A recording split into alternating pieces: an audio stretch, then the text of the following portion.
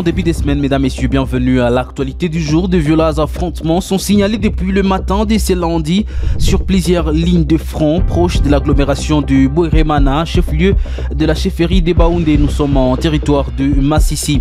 Nos sources sur place rapportent que c'est depuis tôt le matin que des armes lourdes et légères retentissent sur les collines de Ndumba, Kiloukou et autres surplombant le village de Kitouva et Maoma. Le rebelle qui, paraît-il, ont voulu lancer une offensive font face à la puissance de feu des forces armées de la République démocratique du Congo et les résistants Ouazalendo. Nous allons donc en parler dans l'actualité du jour. Ces civils ont été tués, une structure sanitaire et une moto incendiée par des djihadistes ADF à l'intervalle d'une semaine dans les quartiers Sayo en commune de Moulekera, c'est en ville de Beni dans la province du Nord Kivu. Les forces armées de la RDC rassurent la population de la détermination des opérations militaires conjointes avec l'armée ougandaise dans cette partie de la province du Nord Kivu.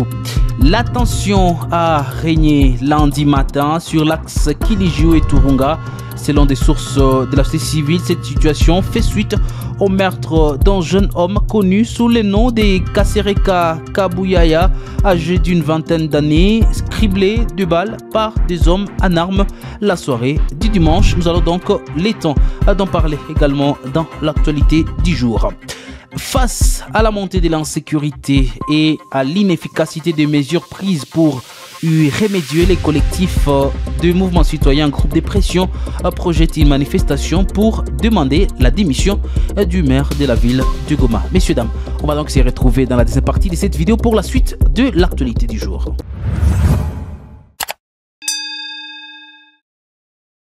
Deux violents affrontements sont signalés depuis le matin de ce lundi 15 avril 2024 sur plusieurs lignes de front de l'agglomération de Bouéremana, chef-lieu de la chefferie de Baoundé en territoire de Massissi.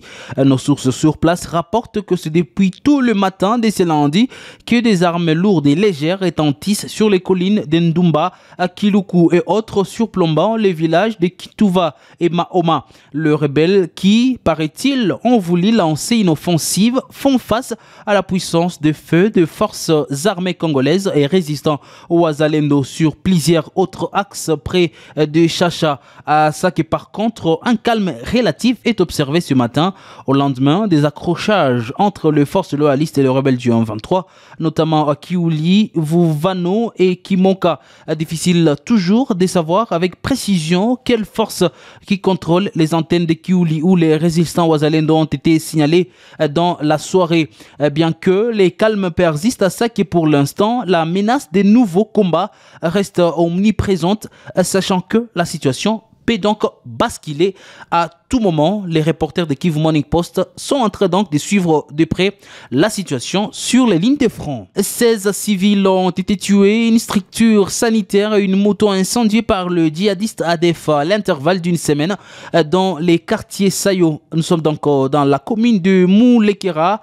Les forces armées de la République démocratique du Congo rassurent la population de la détermination des opérations militaires conjointes avec l'armée congolaise et UPDF pour neutraliser les terroristes et d'autres groupes armés qui insécurisent cette partie du pays. On écoute le capitaine Anthony Malouchaï, porte-parole des opérations Sokola en Grand Nord, dans ses propos recueillis par notre permanent à Beni, Isaac Bingeve. Ici, nous sommes sur place à Toda, après avoir fait Sayo. Ici, nous sommes à Toda et nous avons été à Mapemba et Buruchu. Tout ça, c'est pour rassurer à notre population que nous sommes partout et que nous sommes déterminés à leur donner la sécurité. La sécurité, c'est l'affaire de tous. Nous appelons les compatriotes qui orientent mal les alertes de les faire à travers les services de défense et de sécurité pour répondre aux menaces qui nous entourent. Nous sommes ici, comme vous le voyez, à Toda. C'est une cellule de la commune de Moulekera. Moulekera, c'est parmi les 4 communes de la ville de Beni. L'ennemi profite de la forêt qui nous entoure et pour s'attaquer à la population civile. Ce sont des civils rencontrés au cours de la route en provenance du champ.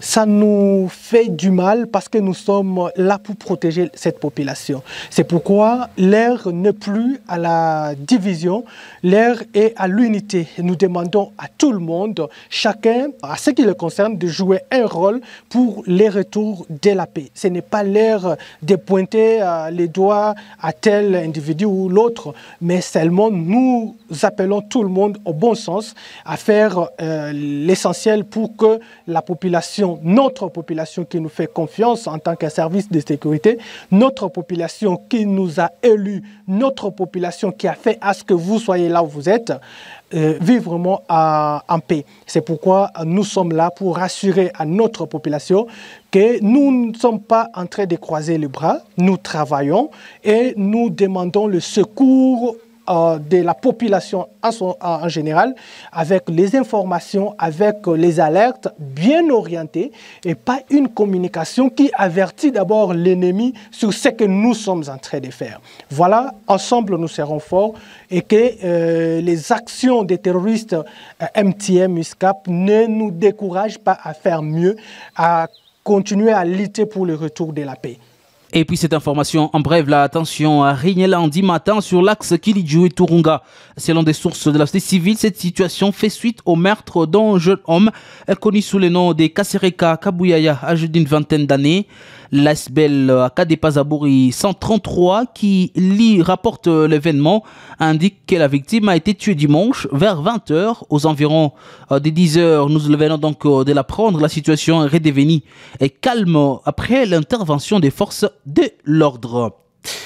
Et puis le collectif de mouvements citoyens, groupe de pression, projette une manifestation pour demander la démission du maire de la ville du Goma face à la montée de l'insécurité et à l'inefficacité des mesures prises pour y remédier. Le collectif des mouvements citoyens, groupe de pression, annonce une manifestation à Goma le mercredi. L'objectif principal de cette action est de demander la démission du maire de la ville du Goma, le commissaire principal Faustin Kapend. Le collectif estime que le maire Faustin Kapend n'a pas réussi à assurer la sécurité des habitants de la ville du Goma. Josué Alaï, l'un des membres du collectif des mouvements citoyens, en parle ici. Aujourd'hui, nous avons appelé la population de Goma de se mobiliser comme une seule personne, c'est mercredi, et de manifester son ras-le-bol par rapport à l'insécurité qui ne cesse de grandir, de croître dans notre ville.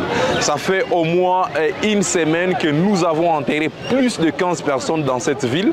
Et c'est inhumain, c'est incompréhensible dans une ville tellement militarisée, une ville avec plusieurs troupes armées, et la police et d'autres services de sécurité, services de l'ordre, mais qui ne cessent de saigner, qui ne cessent d'enterrer ses citoyens.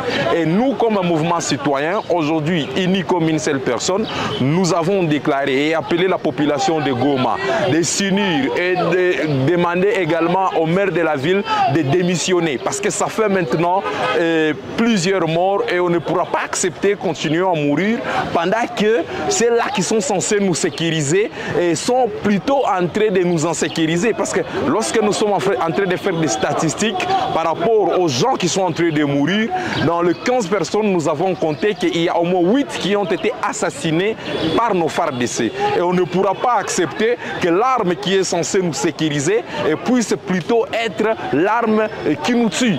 Et donc, nous appelons toute la population de Goma, c'est mercredi.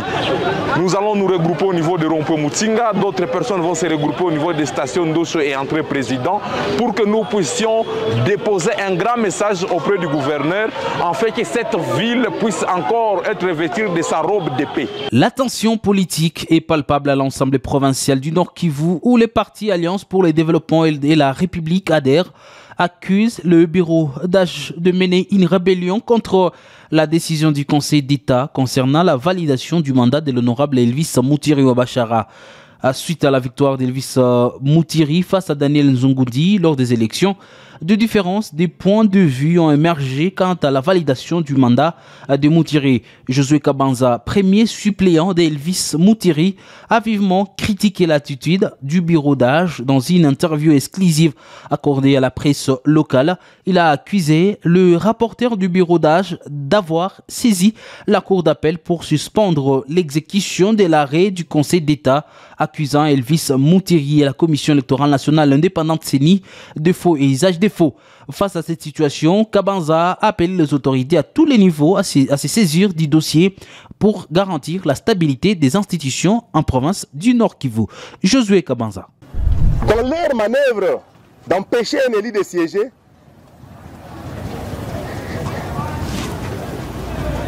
les gens de l'AVRP eux-mêmes se sont notifiés un arrêt du Conseil d'État en violation des règles de procédure en ce qui concerne les notifications de décisions judiciaires. C'est impossible. Je peux vous informer que quand le Conseil d'État a rendu son arrêt REA 196, le Conseil l'avait transmis à la Cour et c'est la Cour qui l'a transmis à l'Assemblée provinciale pour exécution. Contrairement au deuxième arrêt qui a été déclaré irrecevable. Donc, le deuxième arrêt décrétant l'irrecevabilité de l'appel du regroupement AMSC contre AADA de l'honorable Mzoundi a été notifié directement à l'Assemblée nationale. Donc, eux-mêmes, parce que le bureau, tous, le bureau d'âge, tous, ils sont de l'AVRP, ils se sont notifiés eux-mêmes pour créer la confusion et trouver un prétexte pour empêcher un député élu de siéger. Pour nous pensons que pour la paix et la tranquillité, mais aussi la cohésion entre les composantes ethniques de la province, nous avons choisi ces moyens aussi de droit pour demander à l'autorité d'intervenir en toute urgence. Et ça sera tout pour l'actualité du jour. Messieurs, dames, merci à vous de l'avoir suivi pour être informés et pour suivre à temps réel l'information de l'Est de la République démocratique du Congo. Allez visiter les sites de Kivu Morning Post, www.kivumorningpost.cd. Moi, je vous retrouve demain pour un autre numéro. Portez-vous bien.